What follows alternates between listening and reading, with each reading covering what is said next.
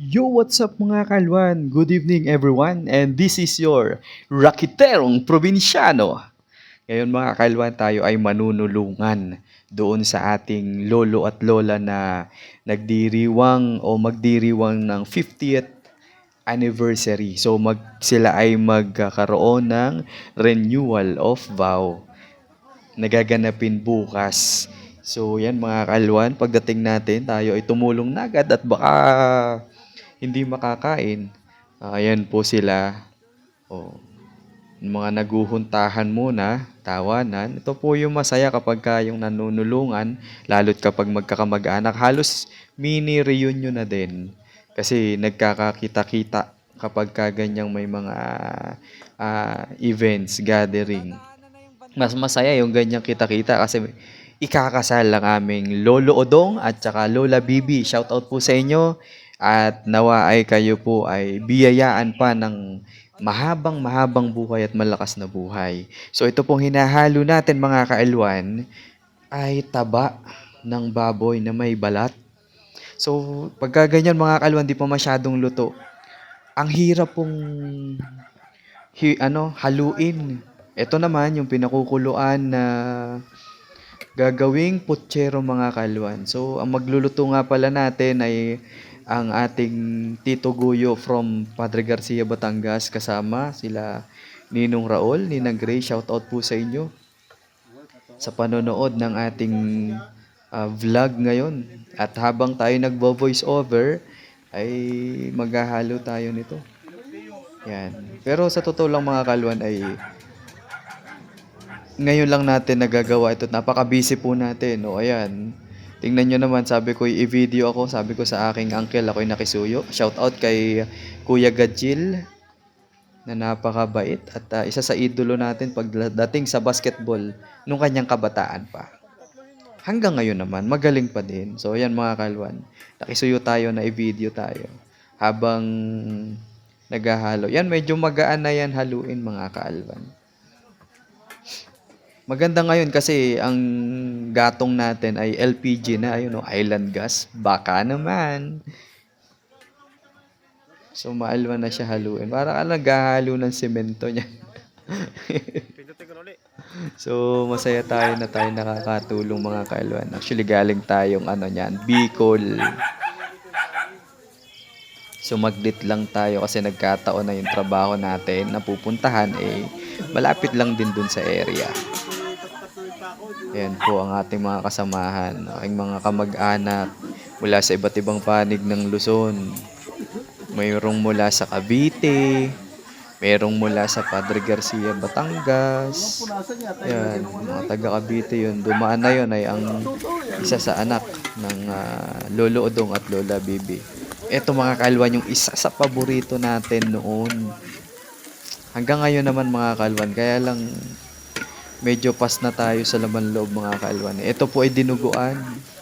Yan, pasintabi po sa mga hindi kumakain ng dinuguan. Pagkamat ito po ay napakasarap talaga. So nagpapaturo ako paano siya lutuin. So ito pala, isasangag mo munang maigi yung laman loob hanggang sa medyo lumutong at yung lutong-luto na.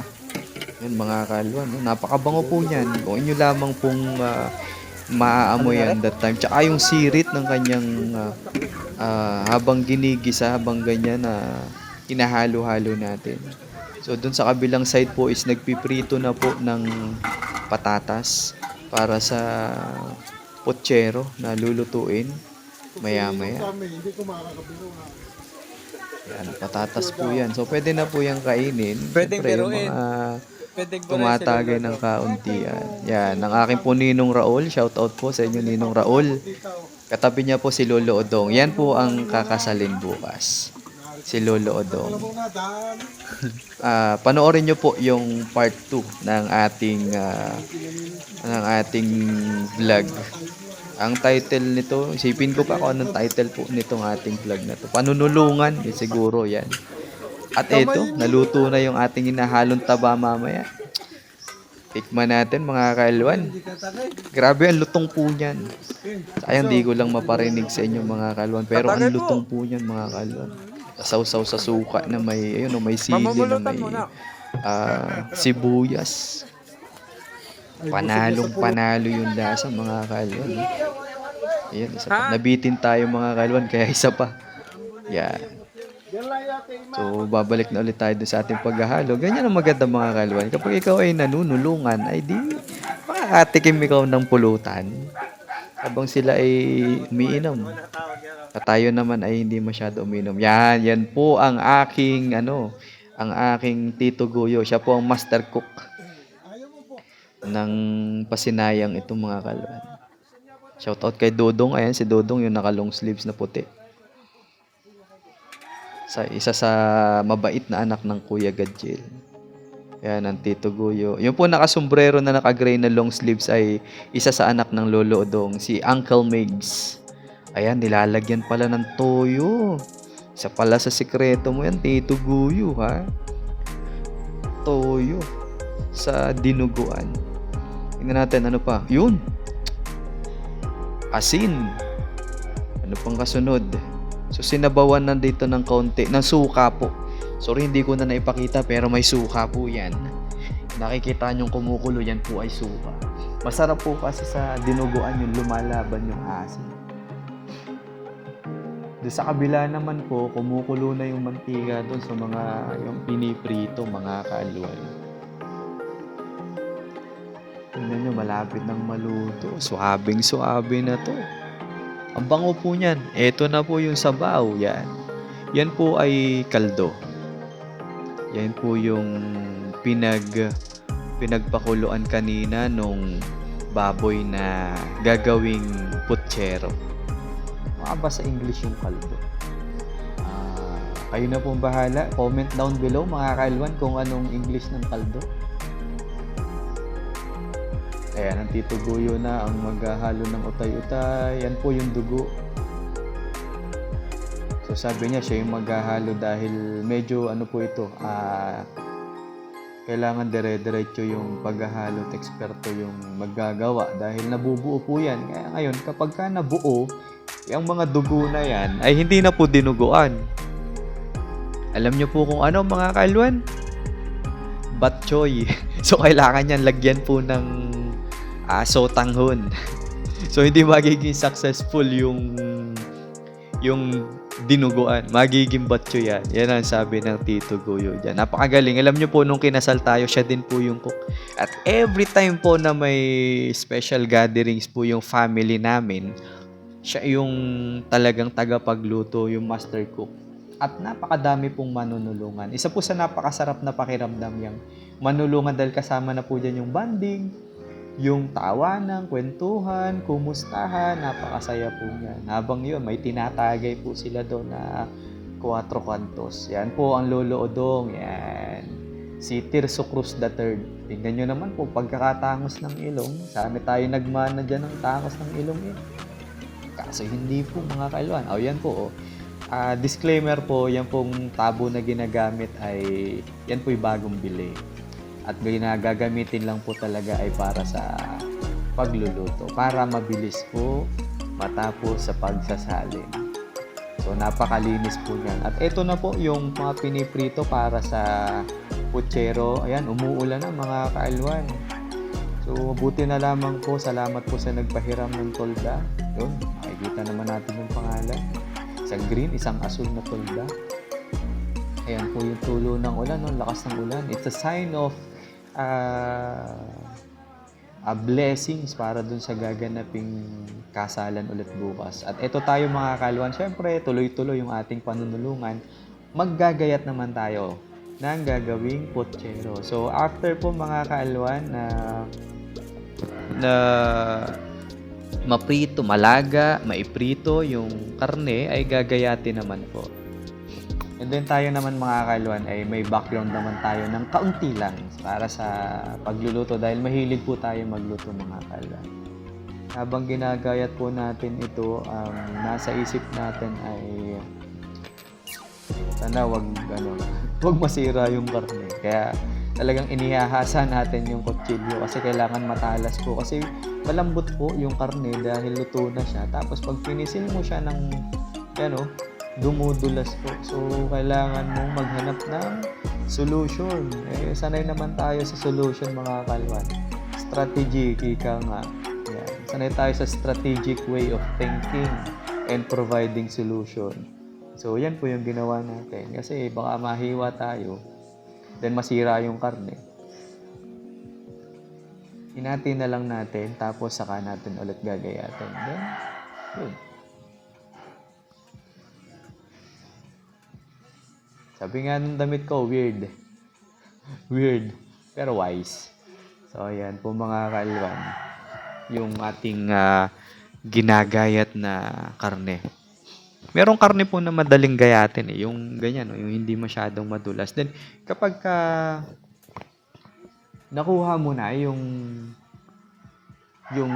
tamang gaan, yung tamang paghiwa mga kalwan. Madali na siyang gayatin. Medyo makapal yung taba nitong karne na to mga kalwan. Pero masarap yan. Actually, hindi ko alam kung nakuha na ng video nung kumurot ako ng konti. Tinikman natin. Yan. Mga kalwan, ingatan nyo po yung mga daliri nyo habang naggagayat ng karne. Yan. Swerte tayo kasi medyo marunong po tayo maggayat. At dito naman, natapos na tayo paggagayat ng karne, naghanap ulit tayo ng ating gagayatin pa. Lumipat tayo dun sa kabilang lamesa. Ayan, may kasama po tayo dyan mga kalwan na naggagayat din ng gulay. So, itong carrots para sa chop suey. At habang naghuhuntahan or nagkwekwentuhan, para hindi nakakainip sa paggagayat, kwentuhan, tungkol sa kalusugan. Yan o. Diba? Pag matalas yung kutsilyo mga kalwan, napakadaling gamitin panggayat at hindi siya delikado. Kapag kaya isa sa hilig natin mga kalwan, bumili ng kutsilyo. Dahil mahilig din tayo magluto. At ang kagandahan mga kalwan dun sa paggagala natin, especially here in Luzon, iba't ibang panig ng Luzon, North Luzon, South Luzon, Central Luzon, nakakatuto tayo ng iba't ibang uri ng luto. Kagaya ng nasa Bicol tayo mga kaalwan ay nakatuto tayo ng healthy na pagkain. Ang tawag nila is kinilaw. Pero pag bumunta ka ng Katagalugan, parang ensalada yung yung timpla niya alwan. Masarap kinilaw na pechay. May kamatis yun, may kalamansi, may bawang sibuyas, asin paminta. Then ang nagpapasarap is yung kalamansi. Then pwede mong gayatan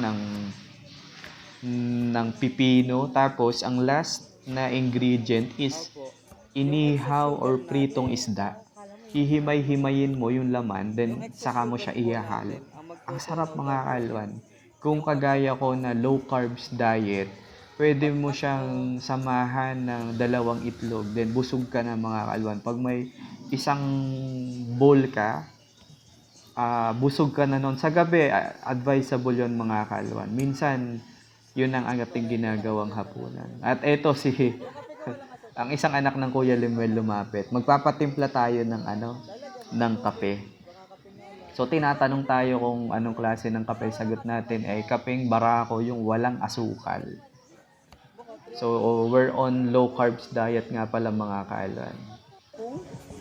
Low carbs, low sugar, para mas maging healthy. Kasi ang goal natin mga kaalwan at age of 32 is maging healthy po tayo. At mai-share natin yung ginagawa nating diet plan. Kasi kapag ka nag-invest ka sa health mo, sa sarili mo, yun yung the best na regalo mo sa sarili mo araw-araw. Kasi sa araw-araw na yun, puhunan at katawan mo kasi yung puhunan mo kasi yung katawan mo, yung kalusugan mo. Sa araw-araw na buhay para kumita tayo para sa family natin. At isa dyan na binibigyan natin or sineshare natin nung diet plan natin si Ate Gia. Yan. Sabi ko, wag siya masyadong kumain na matatamis. Shout out po sa'yo, Ate Gia. At sa iyong anak, kaya kay Jushel. Salamat sa pagtimpla ng kape. Nung una sabi ko, bakit sila lang? Eh ako yung unang nagsabi. Yung pala hindi niya kayang dalahin daw. Hindi niya kayang dalahin ng tatlo sabay-sabay. Ayan. So ayan na po yung kape natin. Thank you, Jushel. Shout out sa'yo. Sa kabila po ng table na yon na makikita nyo is bibilot sila o nagro-roll sila or nagra-wrap sila ng lumpia. Yeah. Hindi, ako po yung bihira magkape. Habang nagkikwentuhan kami niyan, sabi ko kung ano yung kape nila, kung 3-in-1 ba. At ito na mga kalwan, ito po yung afritada, special fritada ng Batangas. At dito mga kalwan, dito na natin tatapusin ang ating mini vlog. Kita tayo sa part 2 ng ating panunulungan para sa kasal. And thank you and God bless.